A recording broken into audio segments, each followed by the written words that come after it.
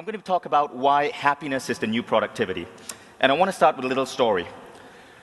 I started my company way back in 2002. The company is called Mindvalley, but back then it was simply a passion. I was working as a director of sales for a .com in New York, and at nights, in the evenings when I was bored, I was tinkering on the internet with online marketing. My goal was to see how much money I could make with online marketing. I read a couple of books, put up a couple of web pages, and in my first month, I lost $300. In my second month, I made exactly $10.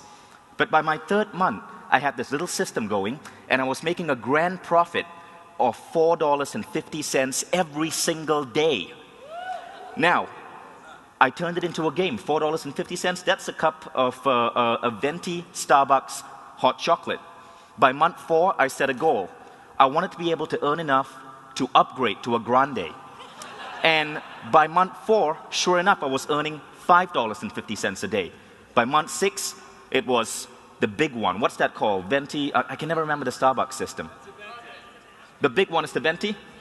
Great. So by month 6, I was on a venti with full whipped cream and, get this, additional flavoring. Now, this was $7.40 every single day, and I was proud of myself. My grand vision for myself was I could go out, brag to my friends that I got to drink free Starbucks every single day. Now, by month 8, it kept rolling. I could now get Starbucks and a Subway sandwich. And that was basically how I built my business. It was fun. My goals were not dramatically big. All I wanted to do was see how much free food I could get. And that's why I put up that picture. Unfortunately, well, fortunately, the business kept growing. And by 2004, we were actually a real company. And here's where things started to change a little. Now, we had a formal business plan. I had to deal with the banks. I had, me and my business partner, Mike, we had 4 employees. The woman sitting on that chair, the beautiful woman, that's my wife, Christina. She's sitting right there, holding the camera, blushing. So what happened was, all of a sudden, I had a real business. And that massive growth that was happening in the beginning started hitting a glass ceiling. And for 4 years, it was nothing but stress and toil. I would work crazy long hours. We would do maybe $1 million in revenue, but the profit margins were razor thin. I drove a crappy, beat-up car. I lived in a very ugly apartment, and I kept wondering, why the hell is this happening to me? I would go to seminars like you guys, watch people on stage, the big names in internet marketing. I would admire them, but I could never figure out how to be like them. Now, this period lasted around 4 years. The shift happened in 2007. I was in Malaysia, and I attended a seminar, and the host of that seminar was Ha Becker and our own Rob Riopel. Rob, where are you? Okay, so Rob and Harv were there in Malaysia, and the seminar was called the Millionaire Mind Intensive.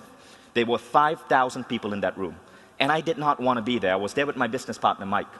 See, in that seminar, we learned that growing a business was not about strategy, or the best marketing, or the best business plans, or the best people. It was first and foremost about mindset. We did not want to hear that. I had a computer engineering degree from one of the best universities. Mike was a Stanford MBA. We were like, this is a bunch of woo-woo BS. It's not going to apply to us. After that first day, we wanted to get out, but we stayed. By day 3, literally, Mike and I were in tears. We were crying because we'd made this massive mind shift, and we realized that the way we'd approached building our business was completely wrong. And that's when I realized why in the early days, the free coffee and Starbucks days, my business would accelerate. But when it became a real business, it hit this wall. It was all about mind shift, mindset. And when this dawned on us, in a span of 18 months, our business completely transformed.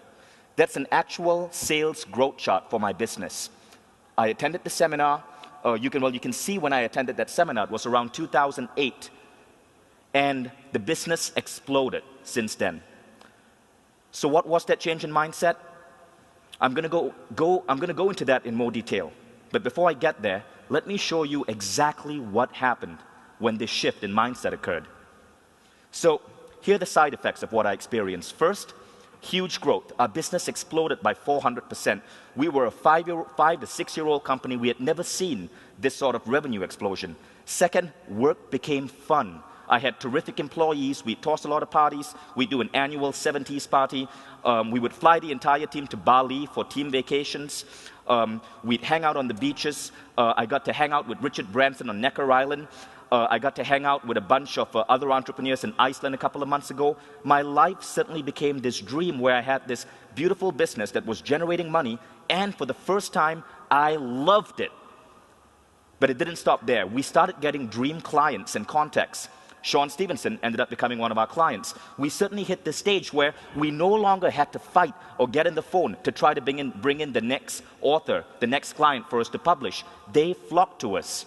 And in fact, my role became to say no. We started working with Sean Stephenson. I got the pleasure of working with Paula Abdul. She is crazy hot in person. Glenn Doman, the Silva Method, and Brian Johnson from Philosopher's Notes. All of a sudden, I had this entire array of dream clients and contacts to work with. Next, we started getting applicants from all around the world applying to our company, to the extent where we actually have 21 people, something like 50 people from 21 countries in our company right now. We won an award, World's Most Democratic Workplace. And Carol Cohn said this yesterday. Great companies are built from their employee base. Boy, did we have a good employee base. Our company became so attractive that we got so many resumes that we actually had to say, all right, folks, this is enough. We can't go through thousands of resumes. If you want to apply to Mindvalley, you got to take an extra step and create a YouTube resume. So if you actually go to YouTube and you type in Mindvalley cover letters, you will see all of these are cover letters from all around the world of people who take the trouble to go an extra step to try to get our attention so they can work for us. And this is amazing because we get the pick of top talent. Next, we ended up with a great team. Our company went from 24 people to 50 people in just the last 1 year. And I love my team. We're almost like family. And what we did, we called it the Mindvalley way. Other entrepreneurs started emulating it. And I would get letters like this from entrepreneurs around the world. And finally, time with family. That's my son, Hayden. I don't work more than 45 hours a week. And I'm proud of that. But the best part is this. In May 2009, I got to spend 6 days in the office. And I spent 21 days on beaches around the world. I got to hang out in Fiji at Tony Robbins Resort. I got to spend some time on Necker Island with Greg and Sean and a bunch of other people who are over here. And then I took my family to Cabo, Mexico on holiday. And in that time, my company had its biggest ever sales month and our single biggest sales day. And when this happened, I was passed out on a beach. And so all of this happened with that shift in mindset. So I know now you're wondering, what is that mindset shift? And that's what I'm going to share with you. Basically, it's going in a state of flow. Now, what is flow? This is how it's defined on Wikipedia. It's a mental state of operation in which the person is fully immersed in what he or she is doing by feeling an energized focus, full involvement, and success in the process of the activity. It's a state of supreme activity. But how do you get in this state of flow? And really, it's a balance of two different things. The first is, you have to be happy in the now, right now where you are. Second, you got to have a vision of the future. So it's a delicate balance of being happy where you are right now, but having these amazing visions of what you want your life to be. Now, for all of us, at any point in our life, we can be in 4 different states of mind. The first is the negative spiral. This is where you are not happy where you are right now, and you have no vision of your future. So basically, you're miserable. And it's called a negative spiral because you're miserable, and you have no vision of where you want to be, and you're focused on being miserable, and you spiral into greater and greater and greater and greater depression. And that's a negative spiral.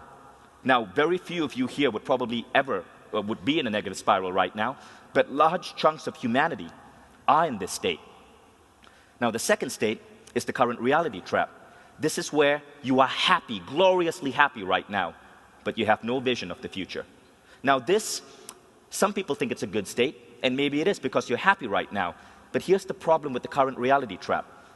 Tony Robbins says all of us have 2 spiritual needs: the need to grow and the need to contribute.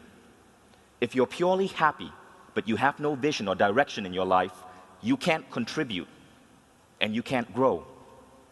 So you're happy, but you're happy in boring, utter mediocrity.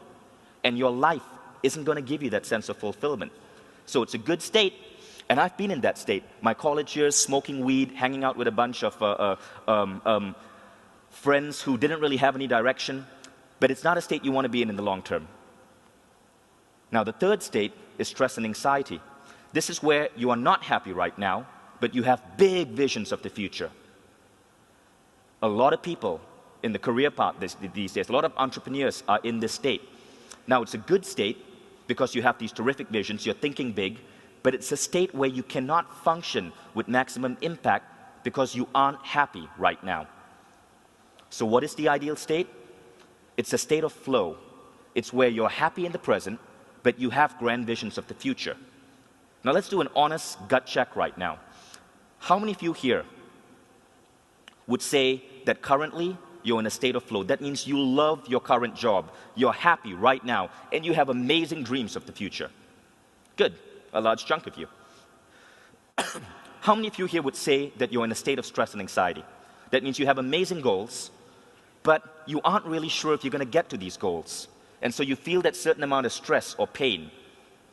Quite a large chunk of you too. So what happened to me was that I moved from stress and anxiety to flow. I was in flow in my early days when my only intention was to play this little game and see how much free coffee I could get. And then when I started a real business, all that stress and anxiety came with it, and that baggage weighed me down. When I attended that seminar and saw Rob Leopold and Harv Eker talk on stage, that set me on a different path. I started studying the works of Esther Hicks, Neil Donald Walsh. I put away the marketing books. I studied books on spirituality. And my mindset changed, and my business exploded as a result. So this is basically what it looks like. Negative spiral, current reality, stress, flow. The goal is to keep yourself in that state of flow. Now here's something interesting. Remember the movie The Secret? If you've seen The Secret, raise your hand. It doesn't matter if you liked it. In The Secret, Bob Proctor offers this equation. Thought plus emotion equal attraction. Now if you think about that, that's really similar to the definition for the state of flow. Thoughts are your visions of the future, the thoughts of who you want to be, what you want to attract into your life. Emotions are your feelings of what's going on in your life right now. In other words, it's the exact same equation.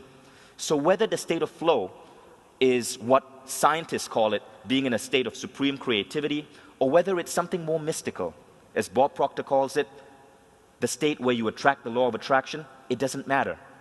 The fact is, being in that state of flow magnifies the impact of whatever you do. And when you're able to consciously put yourself in this state, it's almost as if the universe bends in your favor. Now, there's something very important which I want you guys to realize, and it's called the paradox of intention. You must have goals, but your happiness cannot be tied to these goals.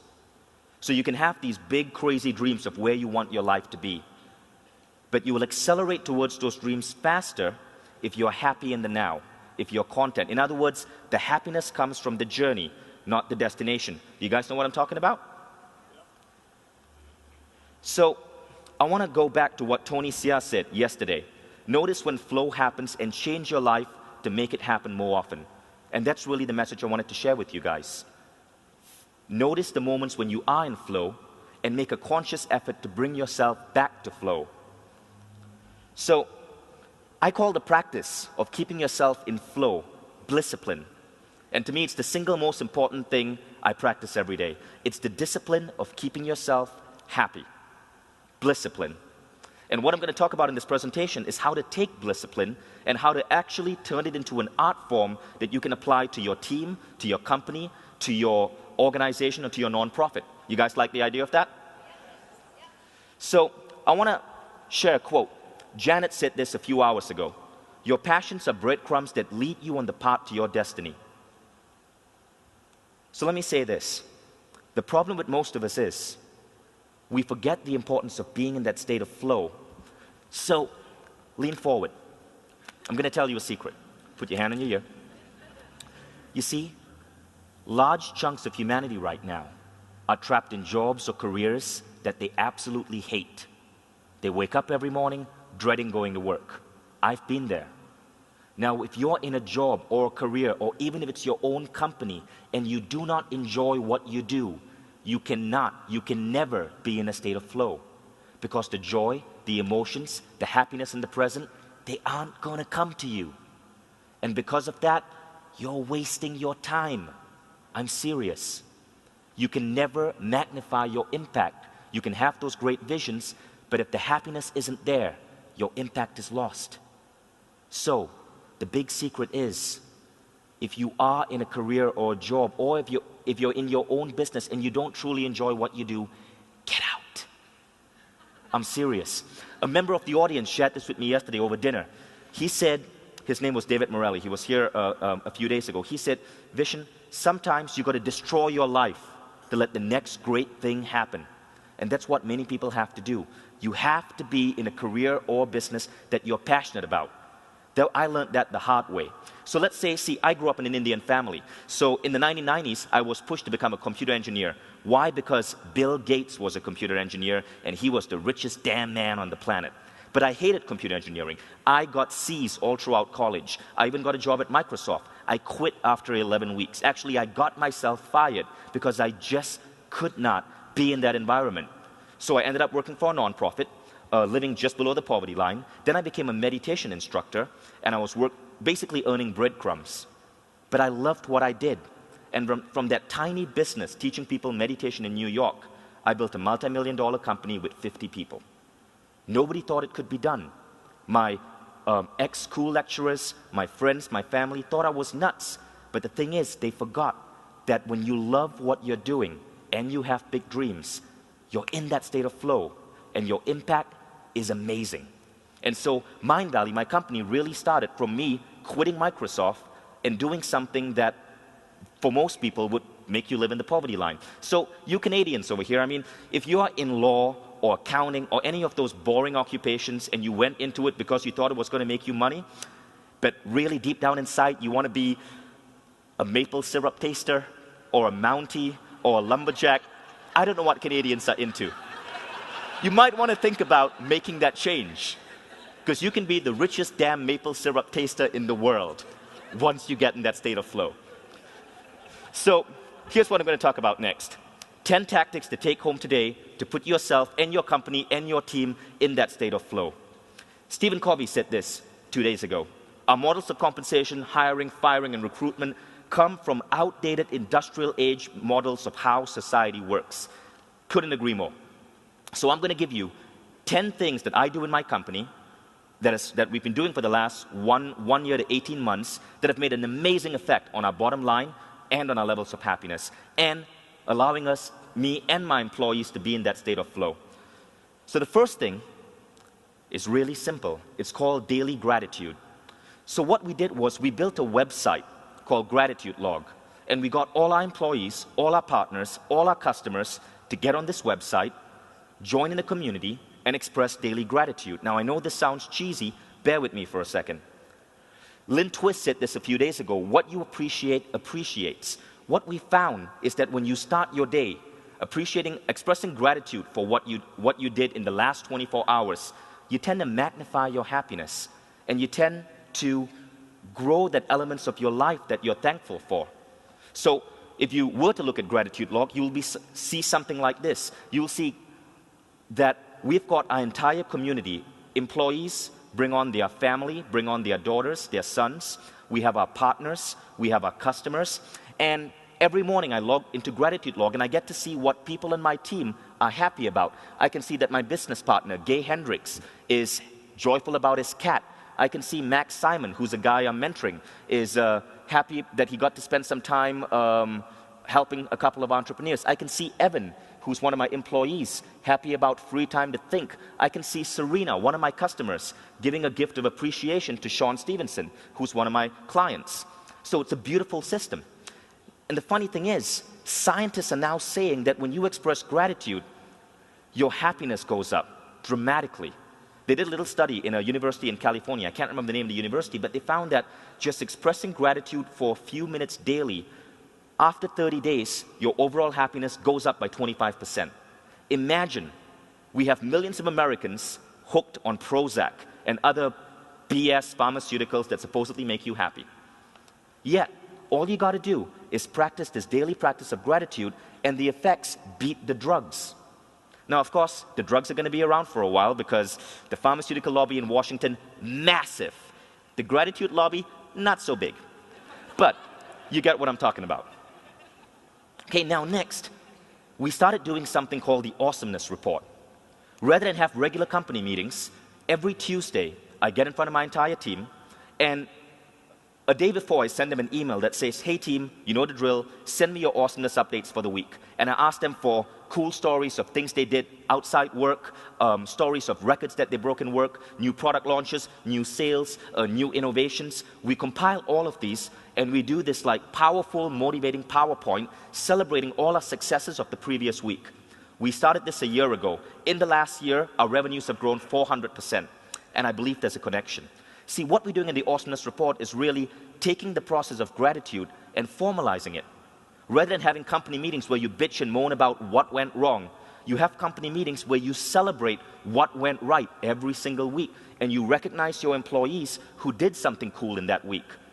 And we start bringing in all these funny little rituals into these meetings to create this sense of joy. So for example, we have a massive bell behind me, and every time we hit a new sales record, or a website goes up in record time, or our blogger gets 10 articles up in a new record time, we ring the bell of awesomeness, and that bell has a title. It's called the Bell of Awesomeness, that is only to be rung in moments of sheer and total awesomeness. And you cannot just call it the bell. Everyone in our office treats it like it's the Dalai Lama scarf. It has to be called the Bell of Awesomeness that can only be rung in moments of sheer and total awesomeness. And then we have a little statue of Wonder Woman. Our mascot is Wonder Woman because our company, like Richard Branson suggested yesterday, 50% of the managers in our company are women. So our mascot is Wonder Woman. So every time we have a new employee, they have to put their hands on Wonder Woman's ass and take an oath of awesomeness. And it's a company ritual. Have you guys seen the movie Kung Fu Panda? So we took a phrase from that movie and it became our company motto. I blind people with the light of my awesomeness. And you'll notice the Starbucks cup, you'll notice Wonder Woman, the dog over there, that's my dog, Ozzy, he's a director of PR. You would not believe how much free PR you get from having a dog as your director of PR. We got in Wired magazine, in TechCrunch. They wouldn't write about our technology, they'd just write about this funny company in Malaysia that had a dog as its PR director. Actual PR people hated me for that. And then our company meeting started getting so joyous, so powerful that guests would come in to attend and to speak. Sean Stephenson, when he was in Malaysia, he attended our company meeting. You'll see Sean, he's the short guy. He's one of my best friends, I can make jokes like that. John Ashraf came to Malaysia to address the Prime Minister, and he takes a break away from addressing all these major politicians to come to our office and watch the Awesomeness Report. John Ashraf, for those of you who don't know, is one of the teachers from The Secret. So it's become this big thing, and now other companies are emulating it. And really, it's just taking the concept of a company meeting and turning it into something celebratory. Tony Hsieh said this yesterday. The best companies' cultures combine profits with pleasure and purpose, and that's really what we're trying to do. Okay, number 3. This gets risky, but we decided to share part of our profits with our employees. So every month, 10% of our profits get distributed to our employees. And again, the results were amazing. We used to do what typical Silicon Valley companies do, where you have stock options. But with the way the stock markets are going right now, stock options don't work anymore. I think it's a model of hiring that belongs in the past. So all we do is every month, 10% of profits go straight to employees. And as a result, people's salary checks literally double. Now, here's why I do this. And I'm bringing up this quote from Greg. Nothing happens till you have a dream and you start thinking big. By tying in our founders and our management goals for revenue with our employee goals, because they know that part of that revenue is going to go to them, we have complete alignment in our office. So if there's a massive crunch day and we got to get a product out, people don't mind working those extra hours because they know the profits aren't just going to the founders. So it's really about having those big goals, but using this to align those goals. Okay, next. This is an interesting one, and for this, this is one of the reasons why we actually won the award, World's Most Democratic Workplace. We call it the Sweet Sugar Love Machine. Basically, I have 50 employees, and Branson said this yesterday, as a leader you have to praise, lavish praise, like flowers flourish on water, people flourish on praise. But with 50 employees, I can't possibly always know what the people, say in customer support, are doing on a daily basis. So we created a software to allow people to appreciate and praise their coworkers. So basically, my employees every single day get on this system and they send little gifts, symbolic gifts, to their peers. So you'll see Juan gave Jessica a medal and said, welcome to Mindvalley, she's a new hire. Gabrielle gave Mani a durian, it's a Southeast Asian fruit, and she says, thanks for the awesome content you gave our blog. So employees start rewarding and appreciating each other, and amazing things happen. Since we launched this, office politics, pettiness, people being too busy in their own stuff to help their coworkers, all of that disappeared. And we started getting this really close-knit team. But it did have a side effect. It caused so much like love and appreciation in the office that right now, 30% of my staff is dating someone else in the company. And I haven't figured out how to deal with that right now. We're kind of watching, seeing where that's going to go. We keep them in different departments, but there are issues when you bring in too much love into a business. Number 5, we have this rule in our company. It's called the 45-5 rule. You only should work 45 hours a week because you have friends, you have family, you need a social life. You got to be productive so you can get all your work done in 45 hours. But here's the sub-rule. 5 of those 45 hours you must invest in learning new stuff. So you can work, you spend 40 hours executing, and you can spend that extra 5 hours on a Sunday curled up in bed reading a book on marketing, or on meditation, or on mindset, and you get paid for that. We really want to encourage people in growing themselves. And we also send a lot of our employees to seminars all around the world. So if you go to any marketing seminar, you'll usually see people from my company there. Garrett Gunderson said this a few days ago. The more you invest in your mind, your knowledge, and your experiences, the richer you'll be. And this has worked amazingly well for us because in 1 year, I'm able to take 25, 23-year-old people and groom them into managers who are running $2, $3 million businesses. And it's really about teaching people the importance of every now and then putting aside execution and studying. Number 6, weekly sharing and training. When these people study and learn new stuff, we give them a platform where they can come in front of their peers and share their knowledge. Now, the reason for this, Stephen Covey brought it up. You learn by teaching. I found that if I have someone read a book on marketing or take a new marketing course, and I bring them back and I have them teach their peers, they become better marketers. You learn from teaching. So it's a simple rule, but it works really well in our business. Number 7, group meditation. If you walk into my office at 3 o'clock on a Tuesday, you'll see 50 people meditating together on pillows. It's kind of weird. We've had postman, UPS delivery people get completely freaked out. They think I'm running a cult. But this is basically what we're trying to do. Sean said this yesterday. You better have a vision for what you want in your life. Every week, the entire company gets together, and I take them through a guided meditation where they visualize their life 6 to 12 months down the road. And I ask them to see what their work looks like, what their friends look like, what their bonus checks look like, how productive they are, what type of promotions they've received, what are they doing at work. And it has an amazing effect. What I'm trying to do here, you see, we start the awesomeness report by talking about gratitude, by expressing gratitude for all the cool stuff we did, right? So what are we doing? We are raising people's levels of happiness in the now. Then when we go to the meditation, we are building up their visions of the future. So really, that's what our company meetings are about. Getting people joyful in the now, celebrating their successes, and then visualizing the future, just like Sean said. Number 8, company-sponsored fun. This is the best thing about my company. Every year, we toss the best damn Halloween party in our city. And we toss an amazing 70s party. We really got this, we really live and breathe Branson's philosophy. He said this on stage yesterday. Have lots of parties. The manager should be the first one in the pool, fully clothed preferably. And I do that. You'll notice Sean in that picture as well. He came to Malaysia. He's one of our clients, so he came to Malaysia. He's working with our team.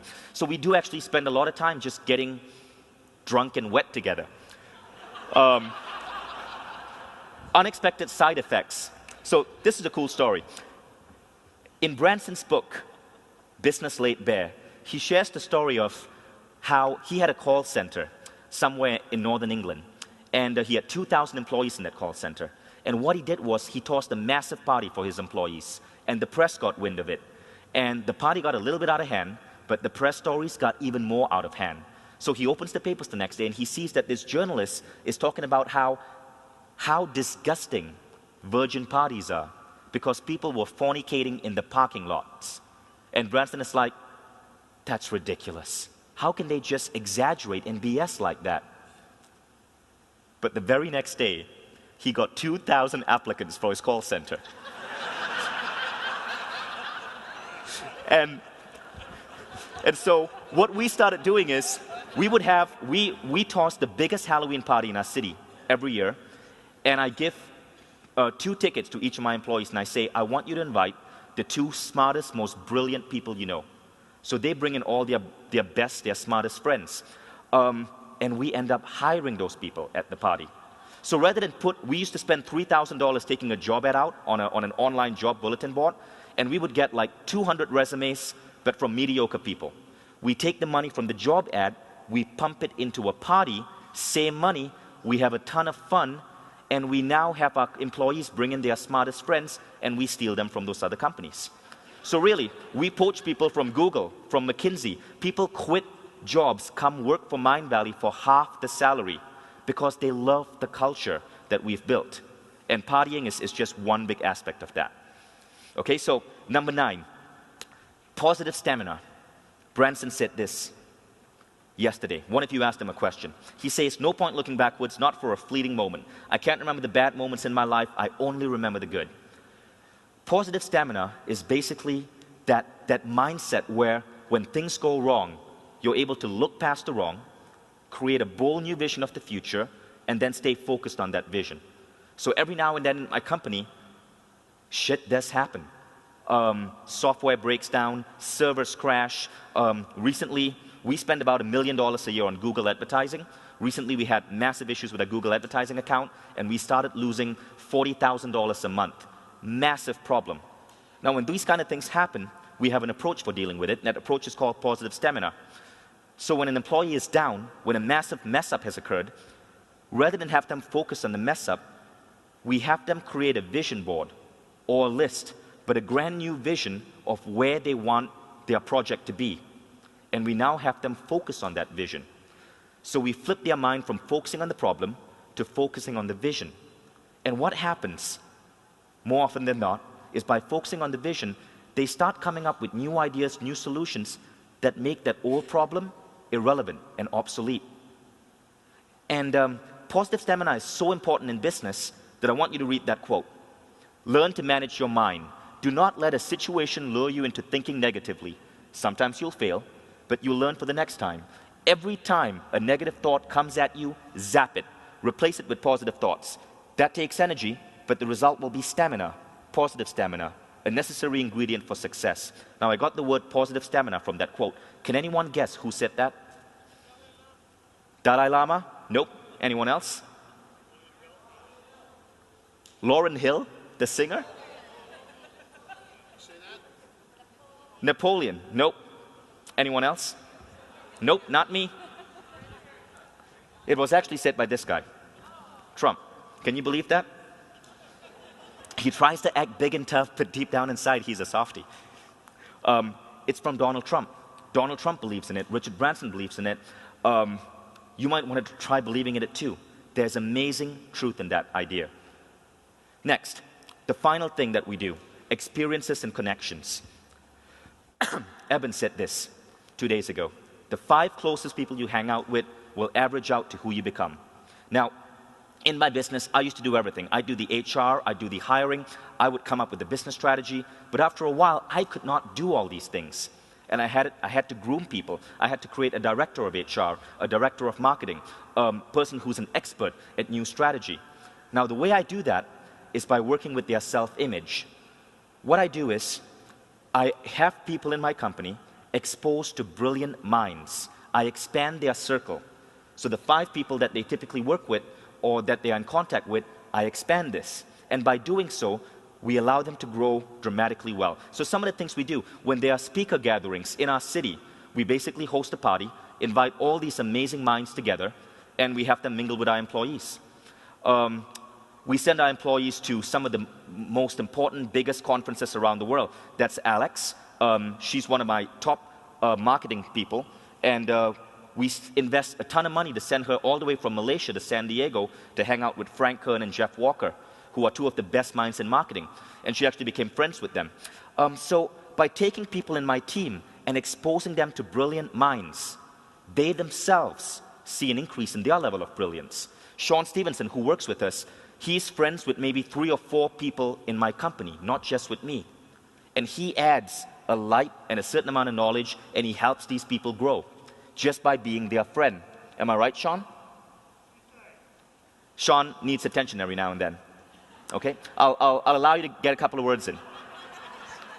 Okay, so it really is about experiences and connections. Whenever we have a best-selling author visit our city, we bring him into our office. He gets to sit for the awesomeness report, and he gets to meet our employees. That's Mark Joyner. Any of you heard of Mark Joyner? Brilliant marketer. Mark Joyner came to our office. He befriended one of our employees, and he's now helping this employee get his book published. So I believe in creating friendships, not just with me and my clients, but with my employees and my clients. So the real message is this: you're happy when you help others become happy. That's what the Dalai Lama said. And by building a business where you focus on keeping your employees happy, you make yourself happy, but more important than that, by raising their emotions, their feelings of joy in the present, yet giving them a vision of the future, you put your employees in a state of flow. And that's why I have some 50 employees, and they are just amazing with the work they do. I know that when I leave my office for weeks, stuff gets done. And the average age in my office is 24.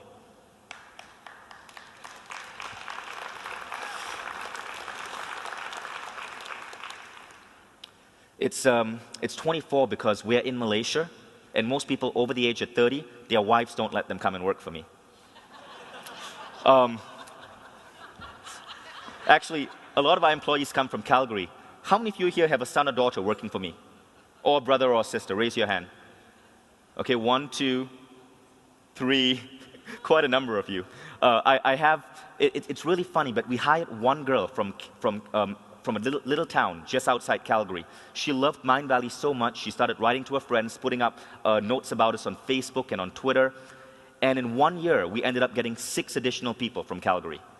So Alberta is actually the region of the world where I have the most number of employees from. But all of them are in Malaysia. So this is one thing I want to share though. It's really important to keep your employees happy. But here's the thing. The human heart is the most selfish organ in your body. Because all the good blood that flows through it, the richest, most oxygenated blood, the heart takes for itself. It takes all the good blood, the best oxygenated blood, and then it lets the rest flow to the rest of your organs. Selfish, I know. But if the heart did not do that, the heart would die. And if the heart died, it takes out all the other organs with it. So the heart has to be selfish for all the other organs to live. And the key idea here is, you've got to be selfish. You've got to make sure your own happiness comes first. And only then you can apply all these things to make your business, your employees, your co-workers happy. You got to start with yourself. Do you guys agree? So I'm actually way ahead of schedule. That's all I had to share right now. So, I do want to acknowledge this. Stand up, Craig. No, seriously, stand up. You guys don't know this, but in our midst, we have the world's number 3 top white rapper. Number 1 is Eminem, number 2 is Vanilla Ice, number 3 is Craig Handley of CR Groove.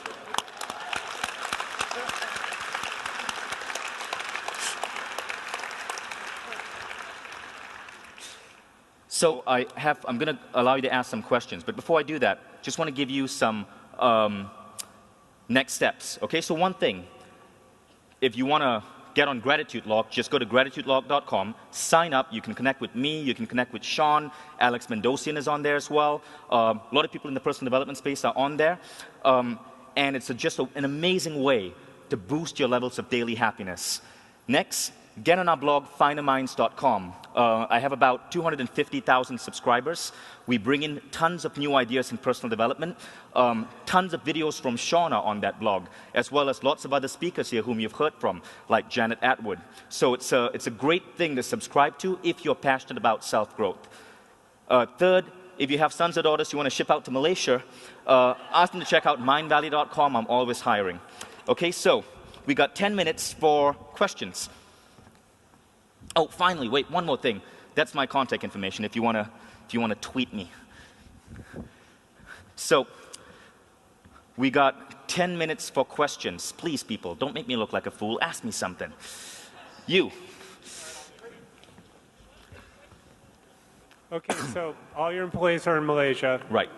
Does this work for telecommuting employees? I've been struggling with that lately. Absolutely. Oh, I could not share all the stuff we do, but one of the things that we do is we give people flexi time. So they can work from home, they can choose to work from the local Starbucks, they pick their own public holiday, so they can choose to work on Christmas and then take 2 days off for New Year, right? And that includes telecommuting. The only time everyone has to be in the office is if you have to meet with your teammates face-to-face for a brainstorming session, or even our awesomeness reports. People who are working in different countries or at home or who are sick, they simply Skype in using Skype video chat. I'm a big believer in telecommuting. Yes? I absolutely love what you just, thank you. I live in Australia and this is much needed in Australia, especially in the corporations. I come from the corporate world. Do you license out what you're doing so that we can take your programs to other countries? Actually, yes. A lot of people have asked me that. I am putting a product together. But I'm so not disciplined at just sitting down and getting it done. So probably somewhere in 2014, it might be ready. Shoot me an email. Actually, no, it'll probably be ready by January. Okay, so basically, if you get on Finer Minds, as soon as we release it, I'm probably going to send an email out to my blog subscribers. You'll find out. Or follow me on Twitter. Yes?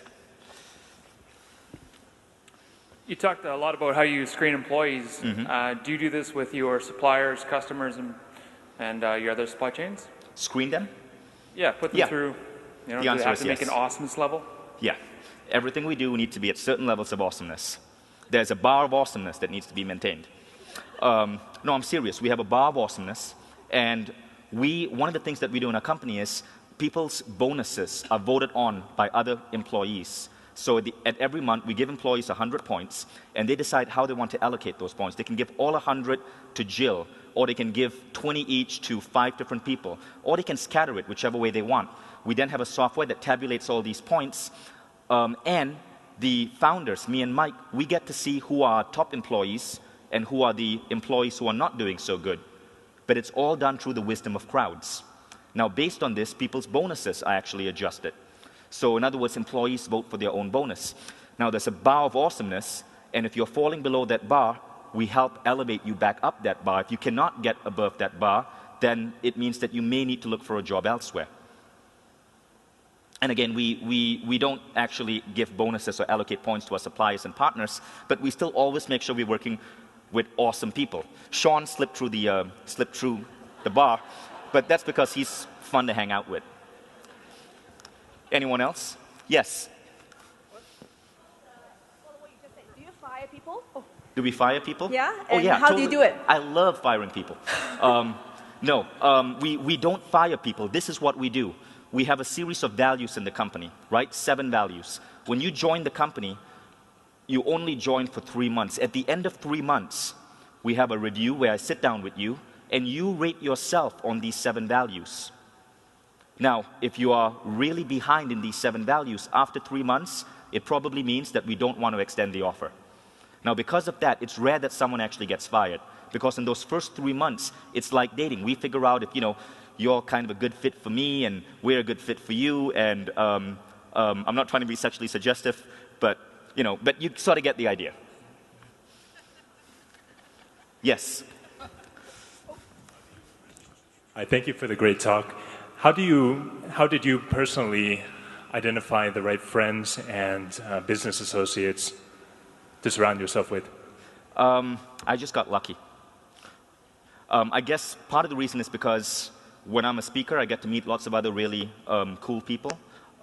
So I ended up making a lot of my friends through just being on stage, coming to events like this. One of the key reasons my wife and I flew 36 hours from Malaysia to come here is because we knew we were going to meet amazing people. And we did, both in the speaker's corner and in the audience. And that's really how I grow my contacts. Thank you. Well, not all of you have to clap. I didn't mean all of you were amazing. But okay, if you want to. I'm just kidding. Who else? Yes. I just wanted to ask, what kind of products are you actually marketing? You mentioned some publishing. Right. But, well, we publish personal development products. So home study programs, seminars, usually in the fields of self-growth, more related to mind and spirituality. So how did the meditation factor in? You spoke about going to New York and teaching meditation. Our first product that we started selling was the Silva method. It's a 1950s program from the US, but they've been big, sold like 12 million books. So that was the first thing I started selling online. And I had such a major success with that, I started branching out to more and more different products in that same genre. Next. Yes, the guy who looks like Branson. Stand up. Oh my God, look at him. It's like Branson 20 years ago. Thank you, thank you. I have a question. I make documentaries and I write books about self-development. And I think it would be such a great story to make a documentary about your company and you. It would be inspiring for the whole world. So, thanks. Are you open to talk about it? Yes, but only if you promise never to cut your hair and shave. Okay, I like that. I promise that. Thank you. Thank you. Yes, the young one.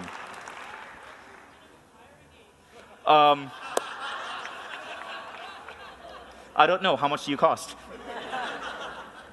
Depends. How much would you be willing to pay? Can you fix my lawnmower? Yeah, sure. Anytime. I'll think about it. Yeah, send me a resume. Sure. Yes. Thanks.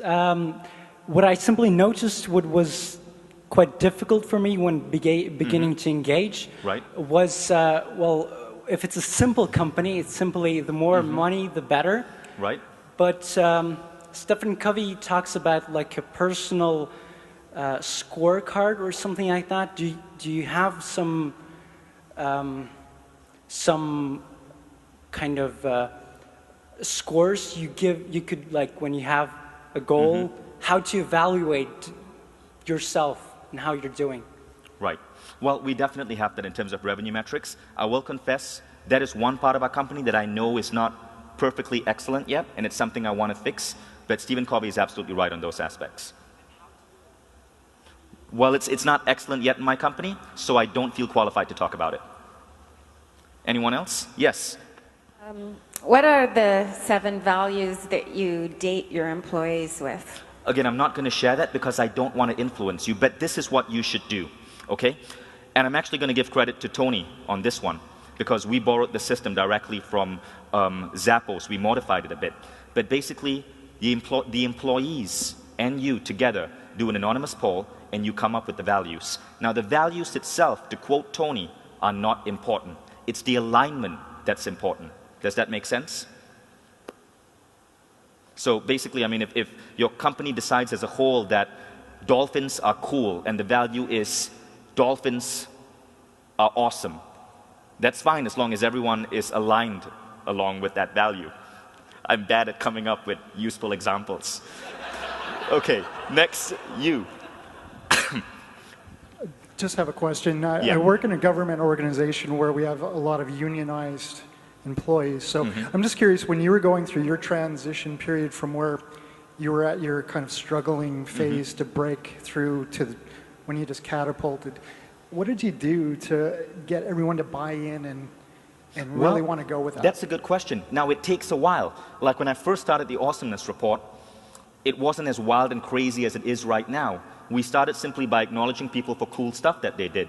When we first started the profit sharing, we started with a smaller share of the profits just to see how things went. When we started with employees voting on each other's bonuses, we started with a smaller percentage of bonus.